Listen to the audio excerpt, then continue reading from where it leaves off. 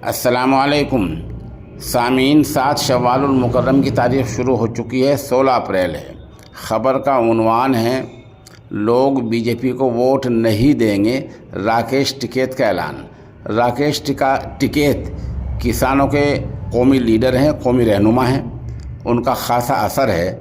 उन्होंने आज दिन में ख़बर देने वाली एजेंसी पीटीआई के साथ बात करते हुए कहा है कि उत्तर प्रदेश में किसान और आम जनता भाजपा को वोट नहीं देंगे, फिर वोट किसे देंगे?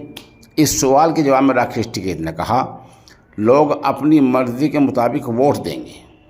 उनसे पूछा गया कि आपने किसकी तरफ इशारा किया है या आप किसके लिए ऐलान करेंगे? उन्होंने कहा, अब तो आचार संहिता, इंतखाबी ज़ाब्ता अखलाक लागू हो चुका है और अब तो मैं अपनी अहलिया घरवाली को भी नहीं कह सकता वोट किसको दो। अलबत्ता किसान जानते हैं, जो लोग मुझे जानते हैं, मेरे वाकिफ़कार हैं, उन्हें पता है वोट किसको देना है, कौन किसानों के लिए काम करेगा, किसने पक्का वादा किया, उन्हें सब पता है।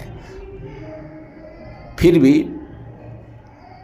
लोग बीजेपी को वोट नहीं देंगे, फिर भी बीजेपी जीत जाएगी। क्यों? इस सवाल के जवाब में उन्होंने कहा, इसलिए कि धांधली का कभी अंदेशा है।